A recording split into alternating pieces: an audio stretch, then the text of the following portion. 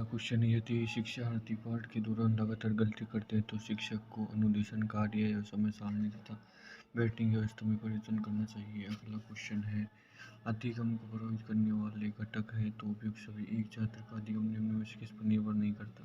तो उदाहरण की स्थिति पर निर्भर नहीं करता। अगला क्वेश्चन, अधिगम को प्रभावित करने वाला शिक्षक से संबंधित कारक है तो प्रस्तुतिकरण। अगला क्वेश्चन है, निम्न में से अधिगम को प्रभावित करने वाला कारक नहीं है तो लिंग नहीं है। अगला क्वेश्चन देखते हैं। अगला है, निम्नलिखित में से कौन सा शिक्षक से संबंधित अधिगम को प्रभावित करने वाला कारक है? तो विषय वस्तु में प्रवीणता। अगला क्वेश्चन है, पुनर्बलन से प्रभावित होकर मात्र प्रेक्षण के आधार पर अधिगम की प्रक्रिया होती है। यह दावा किनका था? तो यह पंडूरा का था। अगला क्वेश्चन है, शिक्षक कक्षा कक्ष में प्रयास करता है तो उपयुक्त सभी का। अगला क्वेश्चन, अधिगम को प्रभावित करने वाले पर्यावरणीय कारकों में से एक है तो सामाजिक परिवेश। अगला क्वेश्चन है, विद्यार्थियों को स्वयं अध्ययन का अवसर दिया जाना चाहिए, यह निम्न के सिद्धांत के अनुरूप है तो यह ऑपरेट कंडीशनिंग के अनुरूप है। अगला क्वेश्चन है, सीखना समृद्ध हो जाता है यदि वास्तविक दुनिया से उदाहरणों को कक्षा में लाया जाए, उसमें विद्यार्थी की दूसरी अंतर करेंगे और शिक्षक उस प्रक्रिया को सुगम बनाए। अगला क्वेश्चन है, अनुबंधन प्रयोगों में अनुबंधित अनुक्रियाओं का विलोपन किस कारण से होता है? तो पुनर्बलन की अनुपस्थिति के कारण। अगला क्वेश्चन है, पुनर्बलन के आकार में वृद्धि होने से निष्पादन स्तर में तेजी से परिवर्तन आता है। इस तथ्य का संबंध निम्नलिखित में किससे है? तो क्रिस्पी प्रभाव से। अगला क्वेश्चन देखते हैं। अगला क्वेश्चन है, पावलोव ने अनुबंधन सिद्धांत में निम्नलिखित में से किसका सर्वोच्च स्थान दिया? तो सामीप्यता को सर्वोच्च स्थान दिया। अगला क्वेश्चन है, निम्नलिखित में किस परिस्थिति में प्राणी में निष्क्रियता सबसे अधिक पाई जाती है? तो अर्जित सहायता में। अगला क्वेश्चन देखते हैं। अगला क्वेश्चन है, जब पर्यावरणीय प्रभाव संगठनात्मक कारकों के साथ मिलकर अधिगम के लिए जिम्मेदार होते हैं तो इस तरह के अधिगम को निम्न रूप से जाना चाहिए। तो इस रूप को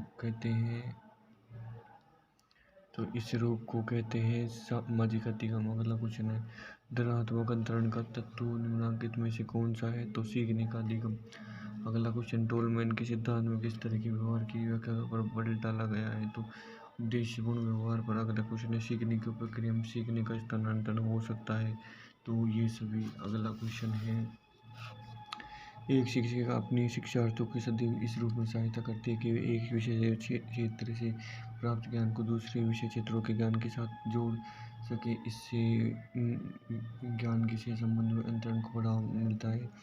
अगला क्वेश्चन, जब पूर्व में किया गया अधिगम नई स्थितियों में सीखने पर किसी भी प्रकार से कोई प्रभाव नहीं डालता, यह कहलाता है तो अधिगम का शून्य स्थानांतरण कहलाता है। अगला क्वेश्चन है, सीखने के एक क्षेत्र में प्राप्त होने वाले ज्ञान व कुशलताओं का और सोचने और अनुभव करने व कार्य करने की आदतों को सीखने के दूसरे क्षेत्र में प्रयोग करना अधिगम स्थानांतरण कहलाता है। उत्कथन है तो यह क्रो एंड क्रो का है। अगला क्वेश्चन है, मोटरसाइकिल के मैकेनिक को स्कूटर की मरम्मत करने में कठिनाई का अनुभव होता है, यह स्थानांतरण है तो यह नकारात्मक है। अगला क्वेश्चन है, जब पूर्व का अधिगम नई स्थितियों के सीखने को बिल्कुल प्रभावित नहीं करता तो यह कहलाता है तो यह शून्य अधिगम स्थानांतरण कहलाता है। अगला क्वेश्चन, अधिगम के रास्ते में रुकावट के कालांश का कारण क्या होता है? तो ABC। अगला क्वेश्चन देखते हैं। अगला क्वेश्चन है, शास्त्रीय अनुकूलन का मतलब क्या है? तो एक उत्तेजना एक प्रतिक्रिया को प्रोत्साहित करने की क्षमता प्राप्त करती है जो मूल रूप से उत्तेजना द्वारा प्रोत्साहित की गई होती है। अगला क्वेश्चन, कबीर के दोहे याद कर लेने पर एक बालक की रहीम के दोहे याद करने की शक्ति में सुधार नहीं होने का निम्न से प्रमुख कारण कौन सा है? तो शून्य स्थानांतरण। अगला क्वेश्चन है, अधिगम और प्रशिक्षण का स्थानांतरण उस सीमा तक संभव नहीं जाता कि नवीन व पुराने विषयों में समानता पाई जाती है। उपरोक्त विचार का मुख्य समर्थक कौन है? तो इसका समर्थक है थॉर्नडाइक। अगला क्वेश्चन, स्थानांतरण निश्चित परिस्थितियों में निश्चित मात्रा में ही हो सकता है, यह कथन किससे संबंधित है? पर्यावरण से संबंधित है। सीखने की प्रक्रिया की एक प्रमुख विशेषता पठार है, ये अवधि को व्यक्त करते हैं जब सीखने की क्रिया में कोई उन्नति नहीं होती, ये कथन है तो यह कथन रोज का है। अगला क्वेश्चन है, कक्षा 8 का राहुल प्रारंभिक पाठों को तीव्र गति से सीखता है परंतु धीरे धीरे सीखने की गति कम हो जाती है। एक समय ऐसा आता है कितने भी प्रयास करने और अधिक सही सीखते हैं, यह प्रक्रिया है तो अधिगम का पठार। अगला क्वेश्चन है, यदि गणित का अधिगम भौतिकी अधिगम में सहायक हो तो यह सकारात्मक स्थानांतरण कहलाता है। प्रयासों के आधार पर अधिगम की मात्रा में समान रूप से वृद्धि होती है तो यह रेखीय त्वरण वक्र से। अगला क्वेश्चन है, अगला टॉपिक है विविध अधिगमकर्ता के प्रकार। पिछड़ी हुई मंडित प्रतिभाशाली सृजनशील विशेष आवश्यकता वाले विद्यार्थी। इसमें पहला क्वेश्चन है, प्रतिभाशाली बालक का अन्य लोगों को का आदर करते हैं, चिढ़ाते नहीं है, कथन किसका है? तो ये बेटी का कथन है। प्रतिभाशाली बालिकाएं विद्यालय जाने से पूर्व ही घर पर पढ़ना लिखना सीख जाती है, तो यह कथन किसका है? तो ये टर्मन का है। अगला क्वेश्चन है, व्यक्तिगत भिन्नता का ज्ञान अध्यापक को मदद करता है, तो यह शिक्षण अधिगम प्रक्रियाओं को बोधन योजना बनाने में। अगला क्वेश्चन है, जिन बालकों की शैक्षिक उपलब्धि अपनी आयु के अन्य बालकों से निम्न रहती है तो वह पिछड़ा हुआ बालक होता है। अगला क्वेश्चन है, निम्न में से कौन विशेष आवश्यकता वाले बालकों के वर्ग में आता है? तो उपरोक्त सभी। अगला क्वेश्चन देखते हैं, मनोविज्ञान में सर्वप्रथम किसने व्यक्तिगत भिन्नता का समर्थन किया? तो गोल्टन ने।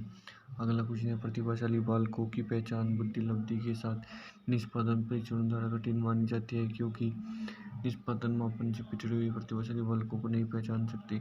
अगला क्वेश्चन है, प्रतिभाशाली बालक जन्म के समय बालकों के वजन में 1 पाउंड और लंबाई में 1.5 इंच ज़्यादा होती है, अध्ययन किसका है? तो यह अध्ययन टर्मन का है।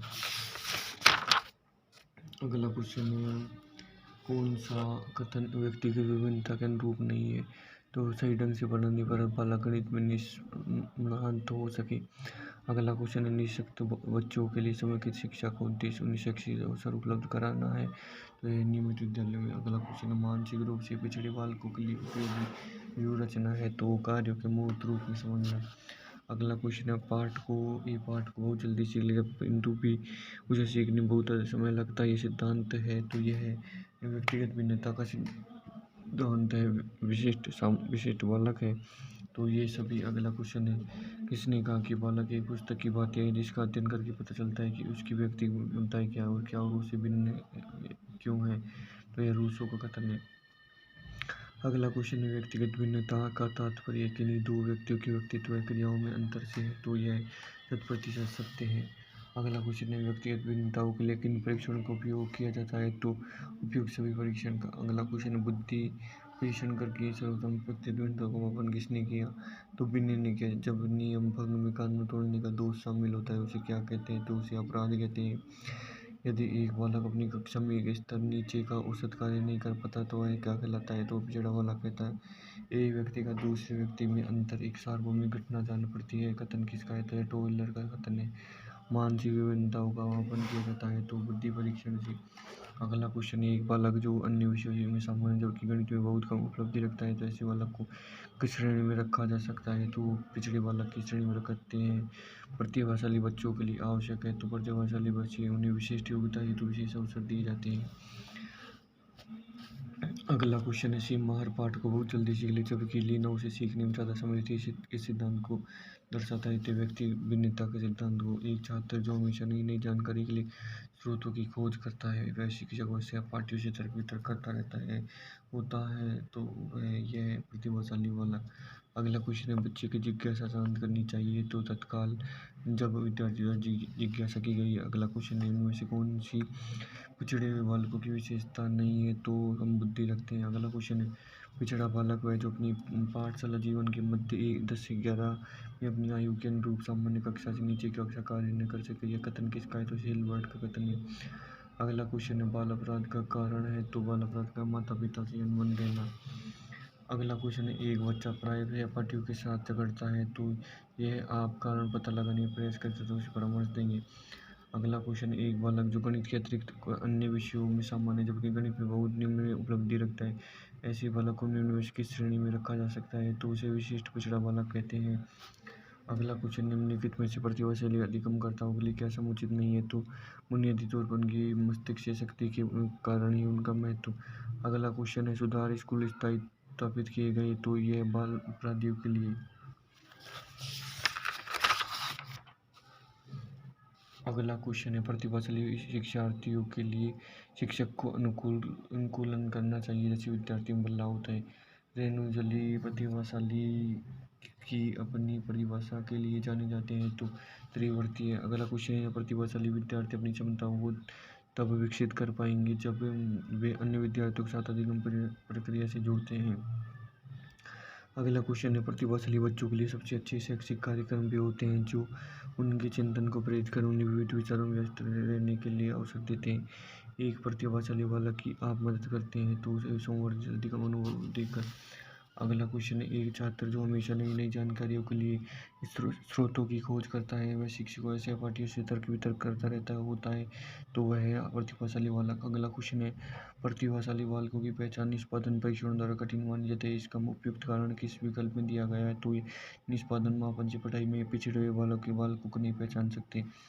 अगला क्वेश्चन है, सामाजिक नियमों कानूनों के विरुद्ध व्यवहार करने वाले बालक कहलाता है तो वह बाल अपराधी कहलाता है। सृजनात्मक परीक्षण किन भारतीयों का परीक्षण प्रसिद्ध रहा? तो बाकर मेहंदी पासी। अगला क्वेश्चन है, बुद्धि व सृजनात्मकता में किस प्रकार का सहसंबंध पाया जाता है? तो धनात्मक सहसंबंध पाया जाता है। अगला क्वेश्चन है, समस्या के अर्थ को जानने की योग्यता, वातावरण के दोषों, कमियों और व्यक्तियों के प्रति सजगता विशेषता है तो यह सृजनशील बालकों की विशेषता है। सृजनात्मकता की विशेषता होती है तो ये सभी। अगला क्वेश्चन है, इनमें से कौन सा कथन सही नहीं है? तो सृजनशीलता के लिए चिंतन आवश्यक नहीं है, ये कथन सही नहीं है। अगला क्वेश्चन है, बच्चों में सृजनात्मक विकसित नहीं की जा सकती तो किसी जांच पड़ताल के लिए उनको हतोत्साहित करके। अगला क्वेश्चन है, किसी बच्चे में सृजनशीलता विकसित करने के लिए अध्यापक को नहीं करना चाहिए? तो बच्चे की प्रतिक्रिया उसको प्रतिबंधित करना। अगला क्वेश्चन है, एक बालक सामान्य वस्तु की नए नए उपयोग करता है, यह दर्शाता है तो यह सृजनशीलता दर्शाता है। अगला क्वेश्चन है, बच्चे में सृजनशीलता का मापन करने के लिए इनमें से कौन सा एक परीक्षण नहीं है? तो पहाड़ा लिखना। अगला क्वेश्चन है, सृजनात्मकता की पहचान होती है तो सृजनात्मक की पहचान नवीन रचना व उत्पादन से होती है। अगला क्वेश्चन है, बच्चे तब सर्वाधिक सृजनशील होते हैं जब वे किसी गतिविधि में भाग लेते हैं तो ये अपनी रुचि से। अगला क्वेश्चन है, इनमें से कौन सृजनात्मकता से संबंधित नहीं है? तो मितव्ययिता। अगला क्वेश्चन है, सृजनात्मकता की पहचान के लिए गिलफोर्ड ने जिन परीक्षणों का निर्माण किया उनके द्वारा सृजनात्मकता विभिन्न गुणों का मापन करते हैं, उनमें से कौन सा विकल्प केवल उन गुणों को अंकित करता है? निरंतरता, लोचनीयता, मौलिकता, विस्तार। अगला क्वेश्चन है, निःशक्त बालकों की शिक्षा के लिए प्रावधान किया जा सकता है तो समावेशी शिक्षा द्वारा। अगला क्वेश्चन है, निम्न में से कौन सा शिक्षार्थियों में सृजनात्मकता पोषण करता है? तो प्रत्येक शिक्षार्थी के अंतर्जात प्रतिभाओं का पोषण करने व उन प्रसन्न करने के अवसर उपलब्ध कराता है। अगला क्वेश्चन, एक बालक असंभव प्रतीत होने वाली कल्पना करता है तो यह संकेत है उसकी सृजनशीलता का। अगला क्वेश्चन है, सृजनात्मक बालकों में निम्न में से कौन सा गुण नहीं पाया जाता? तो सीमित रुचि नहीं पाया जाता। बाल अपराधियों की आयु होती है तो बाल अपराधियों की आयु 18 वर्ष से कम होती है। जिन बालकों में शैक्षिक उपलब्धि अपनी आयु की अन्य बालकों में निम्न रहती है तो कहलाता है तो पिछड़ा बालक कहलाता है। अगला क्वेश्चन है, एक बच्चा जिनकी उपलब्धि छठी कक्षा अच्छी थी, 7वीं कक्षा में उसकी उपलब्धि बहुत कम रहने लग गई, वह बच्चा है तो वह बच्चा शैक्षिक दृष्टि से पिछड़ा हुआ बच्चा है। अगला क्वेश्चन है, व्यक्ति की भिन्नता के आधार पर पाक हंसने बालकों के लिए शिक्षा पद्धति दी तो डाल्टन प्रसिद्ध फलान दिया। अगला क्वेश्चन है, अध्यापक द्वारा निरीक्षण के माध्यम से प्रतिभाशाली बालक की पहचान निम्न में से किस कारण कठिन है? तो यह निरीक्षण द्वारा भावनात्मक समस्या से ग्रस्त प्रतिभाशाली बालक की पहचान अध्यापक द्वारा नहीं हो सकती, यह कथन है। अगला क्वेश्चन है, व्यक्तिगत भिन्नताओं के संबंध कौन सा कथन सही है? तो यदि विद्यार्थियों को बुद्धि स्तर समान है तब भी उपलब्धि में भिन्नता हो सकती है। अगला क्वेश्चन है, डैश प्रतिभाशाली का संकेत नहीं है तो दूसरों के साझा करना। अगला क्वेश्चन है, प्रत्येक विद्यार्थी स्वयं विशिष्ट है, इसका अर्थ है? तो इसका अर्थ है कोई भी दो शिक्षार्थी अपनी योग्यताओं, रुचियों और प्रतिभाओं के समान नहीं होते। अगला क्वेश्चन, अधिगम में आने वाली कठिनाइयाँ। डिसलेक्सिया का अर्थ है तो पठन विकार। ADHD का पूर्ण रूप क्या है? तो attention deficit of hyper disorder. अगला क्वेश्चन है, गत्यात्मक कौशल में अधिगम की क्षमता को कहा जाता है? तो इसे उपरोक्त में से कुछ भी नहीं कहते। डिस्ग्राफिया संबंधित है तो यह लेखन संबंधी समस्या से है। अगला क्वेश्चन है, संप्रेषण संबंधी अक्षमता है तो डिस्पेजिया। डिसलेक्सिया कहते हैं पढ़ने में कठिनाई।